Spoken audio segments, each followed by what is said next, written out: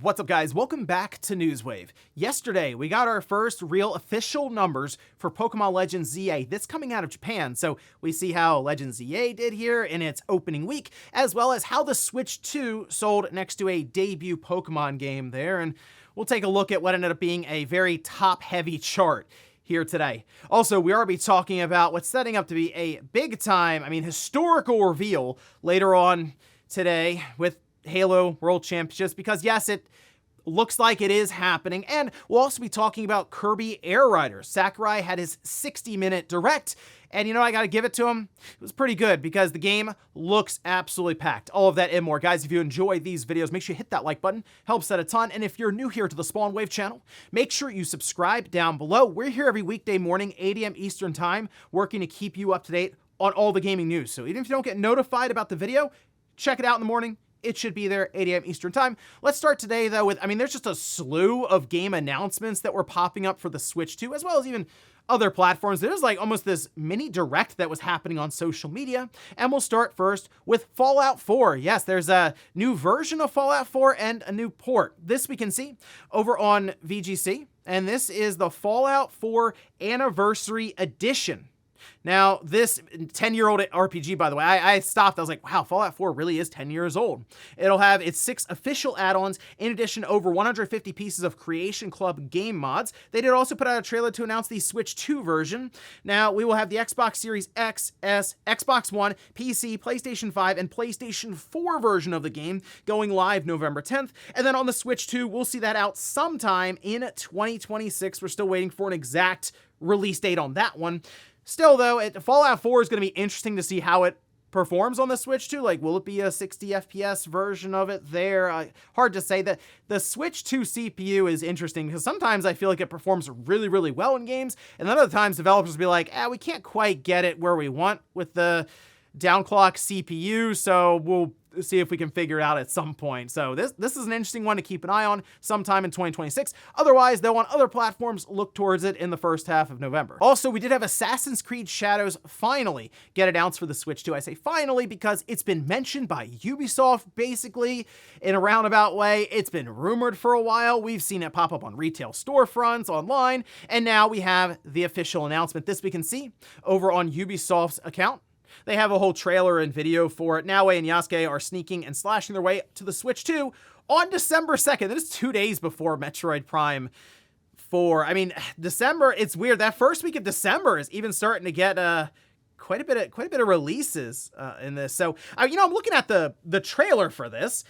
It looks pretty good. Like, visually speaking, it's kind of like that Star Wars Outlaws effect where we see that and we're like, wow, that's definitely turning in a better image and performance than expected. We're thinking of the Steam Deck and stuff, although Assassin's Creed Shadows performed fairly well on the Steam Deck from what I remember. This will have cross progression and touchscreen support in all menus, so your world map, store, and hideout. And I do like the cross progression thing we're seeing Ubisoft do right now because it worked really well with Star Wars Outlaws. So able to jump between the PS5 Pro, where I was playing Star Wars Outlaws, and then just move it right over to the Switch 2, and then right back. So that works out beautifully, and I guess it'll work the same here with Assassin's Creed Shadows. So maybe what I'll do is pick it up on the Switch 2, transfer my 50-hour save over, and then just immediately run around the world and see how the Switch 2 holds up in some of the endgame content exploration. So, hey, it'll be interesting to see, once again, Ubisoft, I think, pushing visuals and what these ports can actually do on the Switch 2 again. Oh, and we did have a delay for the Switch 2. That's for Elden Ring. This we can see over on FromSoft's official account being translated over regarding the Switch 2 Elden Ring Tarnished Edition, which was scheduled for release in 2025. We have determined that additional time is required for game performance adjustments, and we will therefore be changing the release to 2026. It makes perfect sense to me. We all saw how it was running at some of these events. It originally was shown with, it was pretty poor looking performance, just outright. The input delay wasn't great. The frame rate was questionable. And then we saw it again like a month later. It's not too long ago. Looked better, still kind of sketchy. And you may as well take some, Elden Ring, I think, should sell on the Switch too. but you may as well make sure it's at least up to a certain standard. I don't think it's going to run incredible. I don't think we're seeing 60 some odd frames per second, nothing like that, but at least decent. Like let's get it to good enough, I guess. Let's get to that territory, all right? And them taking their time going to 2026, no issue. I mean, it'll just be kind of one of those interesting things to see how it runs on the Switch 2 at all, and that I guess we'll look towards next year for. And guys, with some of the quick news out of the way, let's get into the bigger stuff. Let's start right away with Pokemon Legends ZA. We got some initial sales numbers and data for this game, which it's been interesting to kind of watch this online. I've played maybe 5 or 6 hours of the game. I'm really playing Ninja Gaiden 4 right now. That's like my main focus as I wrapped up Ghost of Yotei. And I think I'm gonna do the Platinum Trophy on that because I'm 6 or 7 trophies off after beating that game. But I am going through, I'm a bit more than halfway through Ninja Gaiden 4 at this time. But Pokemon Legends ZA, it's gotten better after the first couple of hours, but I'm also not the biggest Pokemon fan anymore, so I mostly see, I guess, the Pokemon fans fighting online over this game. But one thing's for sure, seems like Japan still really likes Pokemon. Go figure, and in fact, we have sales data to prove that. We can see this over on Install Base Forum. At the top, these are the top 10 for Famitsu, so these would be all retail tracking, doesn't count any digital sales. We can see Pokemon Legends ZA, this is on the Switch 1 at the top, 872,552 copies. Right below that is the Switch 2 edition of that same game, Legends ZA, 612,905. To go from there, Mario Kart World was number 3. That's creeping up, by the way, to 2 million copies sold in Japan. Of course, there was that bundle that really got things moving. Then we have Ghost of Yotei.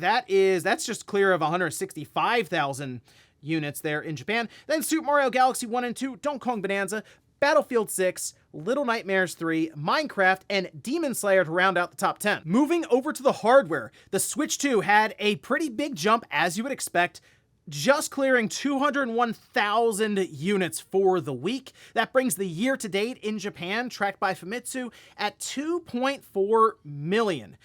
That's pretty impressive. I mean, that is tracking well ahead of the Switch 1 when you align their launches. And think about this, we're just going into the holiday season for the Switch 2 with a new Pokemon game. Yeah, this thing's gonna be rolling. Provided Nintendo can keep stock churning into Japan, they're just gonna keep selling them. And I mean, look, the Switch 1 also selling well. It's 23,713. My gosh.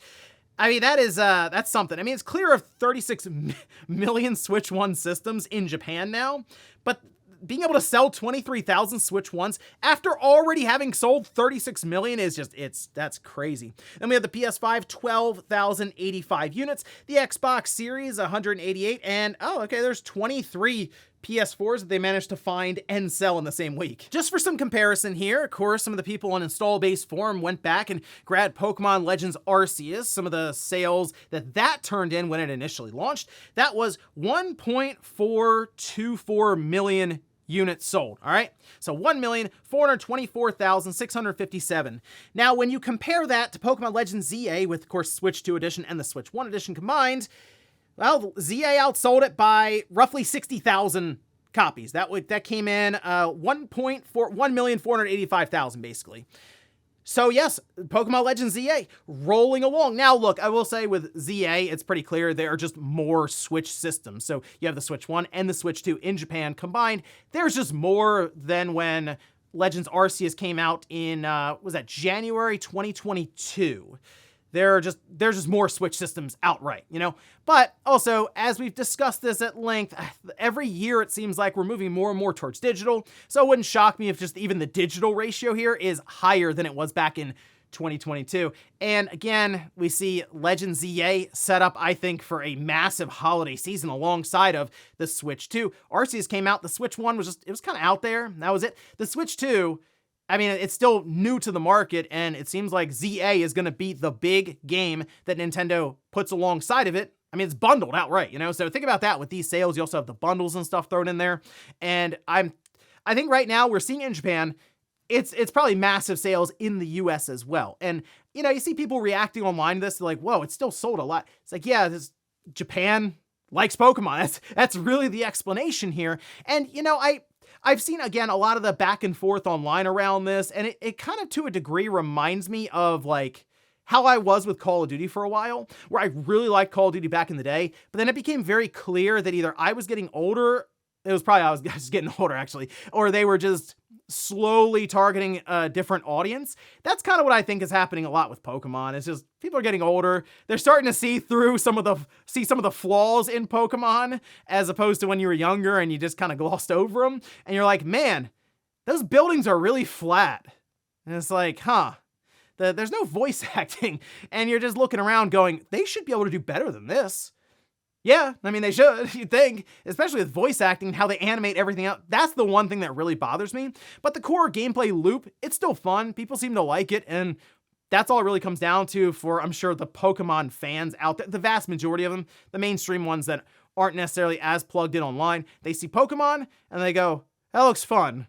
I'm going to buy it. And they're probably having fun with it at that point. But yeah, Gen 10 is what I'm really curious about because we've seen their roadmap. Now I want to see if maybe they look around and go, it is time for voice acting. Let's figure that out. Hey, those buildings, those walls need at least some kind of three-dimensional work done to them. Let's see if we can do that. So that's kind of where I am. I'm waiting to see what Gen 10 looks like, and then I'll go from there because that's apparently Switch 1 specific, and that'll give us an idea as to really how much Game Freak and the Pokemon Company are willing to put into the technical side of these games. And maybe they have some interesting new ideas, we'll see. But for now, Pokemon Legends ZA off and rolling in Japan, and something tells me when I find out about the US sales in the Circana report next month, they're also going to be pretty high. Next up, let's talk about what's setting up to be a historical reveal later on this afternoon. And for that, we would be going to the Halo World Championships. Now, we can see this. This is over on X, and it's from the official Halo account saying, tonight we dream of victory, tomorrow we live it. Halo World Championship 25 kicks off at noon. Tune in at 1 p.m. Pacific, all right, so that'd be, 4 p.m. Eastern for a first look at Halo Studios' next project. You won't want to miss it. Now from there, we also had that report from Bloomberg they posted yesterday that I went over in a video because it explains why Microsoft has been raising prices so aggressively across the entire Xbox ecosystem. But kind of buried in that report, it says later this week, Microsoft will announce a new Halo release in an attempt to resuscitate the franchise. And we have people like Tom Henderson. There's so many, by the way, rumors and people just kind of putting it out there, where he says, seeing Halo on PlayStation is going to be so weird, but hype for everyone who never had the chance to play it. So you're here now ahead of the stuff, and I'll tell you, yeah, we should be expecting to see Halo get announced for PlayStation later on today. I don't know if we'll see the full box art yet for it, because that's going to look weird. Sony, PS5 at the top, Master Chief right there, and the two games right now that are being floated and even kind of expected. A Halo 1 remake, I feel like that's been talked about for a while in rumors, and then some kind of multiplayer live service game in the Halo universe, all right? So that's sort of where we are, and it's what I'm expecting to see with this deep dive. One of the two. Could even be both. And you know what? They may as well, because I don't think the Halo remake is going to have multiplayer. I think it's going to be them just working at Unreal and rebuilding the campaign itself, maybe doing additional things for co-op so you can have 4 people run through the campaign at once. That'd be kind of cool. But really lean into the multiplayer side with this live service experience that they want to build, and that would be able to be revealed alongside of it because they wouldn't necessarily overlap, you know what I mean? So that's kind of what I'm expecting. Both, actually. So PS5 logos most likely, by the way, on both as well, and it'll be a way, as is mentioned with Bloomberg and Jason Schreier, for them to attempt to resuscitate the Halo franchise by going back to the beginning. Actually, not quite. That would be like Reach, but fast forward a bit. The beginning for a lot of us with the original Xbox back in 2001. Next year's the 25th anniversary. Seems like it makes a lot of sense to get all this launched next year. And again, that's what a lot of the rumors are pointing to, but we'll find out here later on this afternoon when they're ready to show it. Next up, let's talk about The Outer Worlds 2, as reviews did go live yesterday, and the game is out next week, October 29th, and we can see the review scores here. Now, the Xbox version did have the most reviews. It's coming in at an 84, and in fact, if we take a look at the split, 40 positive, 2 mixed. So to me, this is a good review score here for Obsidian with what would be the follow-up then to Outer Worlds. And taking a look at some of the review scores here and descriptions, we have GameLiner says that it expands on everything that made the original great: sharp writing, satisfying combat, and real player choice. Despite a clunky UI and some rough edges, this witty space RPG delivers a rich, reactive, world that's truly yours to shape. We have Inverse that gave it a 90, saying the sequel utterly revels in the absurdity of its satire on capitalism, government, authoritarianism, and individuality, even if it takes a bit longer to get situated than the first game. Now we can go to the other end of the spectrum here we had those mixed scores. We have Final Weapon gave it a 70, saying it's a fantastic modern RPG. The emphasis on player choice and customization, the great dialogue and characters, exceptional world building, and fun gameplay mechanics make it one of Obsidian's best games in years. However, that excitement is hindered by frustrating navigation mechanics, constant glitches, and more. IGN France gave it a 70, saying it's in old pots that the best soups are made. At least that's what my grandmother used to say whenever she wanted to make us eat our old soup. Here's a formula that works, pushed to its absolute limits and sprinkled with the excellent universe of the Outer World. So again, it seems like it was mostly positive across the board with a couple of those mixed reviews. And I want to play this game. I'm going to take a look at it when it comes out, and I think I will have at least a week or two in there, I think, to put a few hours into this game. I was seeing people saying they were like 30 or 40 hours deep and still playing. I'm like, that is going to be an experience. So it's going to be one of those games that I may end up getting to towards the end of this year, just with everything else that's going on right now and all these releases and sort of where I have it all prioritized. But good for Obsidian turning in what seems to be a good follow-up to Outer Worlds 1 with the sequel. And in our last bit of news, let's talk about Kirby Air Riders, because yes, Sakurai had his 60-minute direct. All right. And yes, he did go into some minute details here and there, talking about different mechanics and stuff with the game. But for the most part, he packed the hour-long direct with a lot of content. And you know what? As I was watching some of it, it started to give me like this feeling of, and I'm saying this in like the nicest way, like this is a compliment.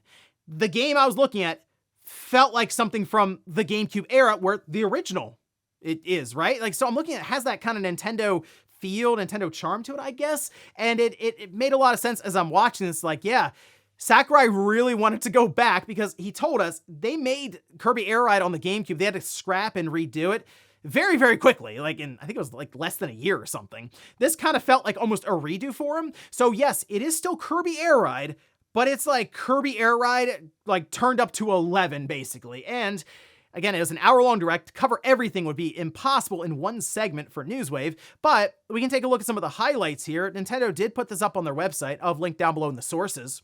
And they go over some of the different modes and other things that were announced, including Top Ride. That's a game mode they originally introduced in Kirby Air Ride. And it's all about racing from a top-down perspective and includes courses inspired by those available in Air Ride mode. Road Trip is the thing. Remember, I was asking for this. I was like, they should have a story mode.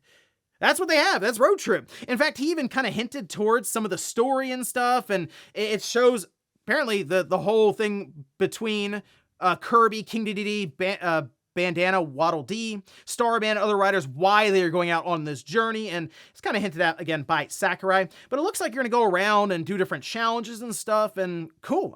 If they have a single player mode based at the story mode worked into the game. They have a ton of multiplayer stuff here. They have the checklist system. So you unlock a ton of content by doing things in the game. Yes, they even say here, the more you achieve, there you go. You kind of have your achievements there as well. So they have a lot going on. And yes, amiibos. Look, I'm not an amiibo collector, so I kind of glossed over that part.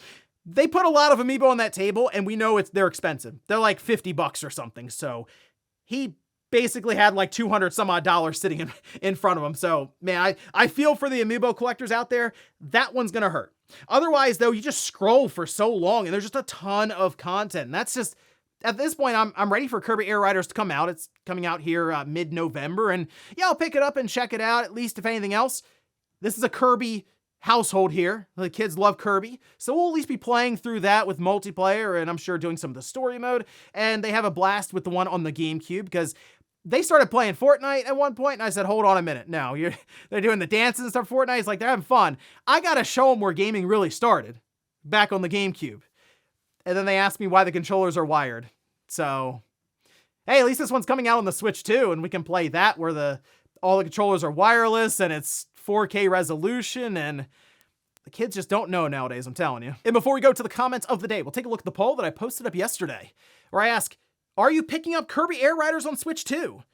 Okay, 52% just say that they're not interested. 30% say maybe later if there's a sale. 18% say yes, getting it ASAP. So there's 48%. It's basically 50. Yeah, okay, so it's half and half there as to people being interested or not. And, you know, that sounds about right. I mean, look, Kirby Air Ride, when that came out on the GameCube, it wasn't reviewed well. It's like in the 60s or something. And the GameCube itself didn't have a big install size, obviously. So the original game didn't sell like crazy.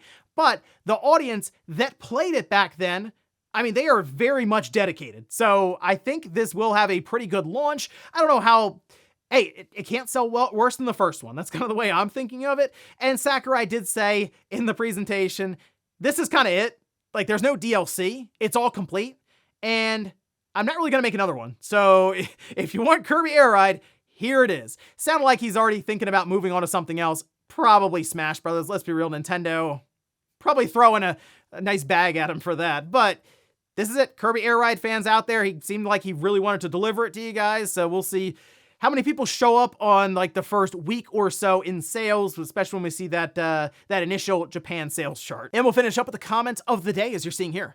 This is from Milky, who says, am I the only one staring at Splinter Cell and modern ray tracing and thinking it's a match made in heaven? The whole game was built around how the engine understood shadows. This is a good point. So with Splinter Cell, yes, it was a lot about the light, being able to stealth your way around, the night vision goggles, all that stuff, right? Really played into that. And that was like a new thing at that time. Ray tracing, not really new right now, but we are starting to see it work its way into different engines, especially with Ubisoft. So yes, you're right. You feel like ray tracing being integrated with their engines, especially with things like Snowdrop, would be perfect here. And maybe it still will be, but man, everything about Splinter Cell and Prince of Persia so far has just been sketchy. So I'm hoping it's not gonna end up being that weird case of they just stop talking about it and it disappears.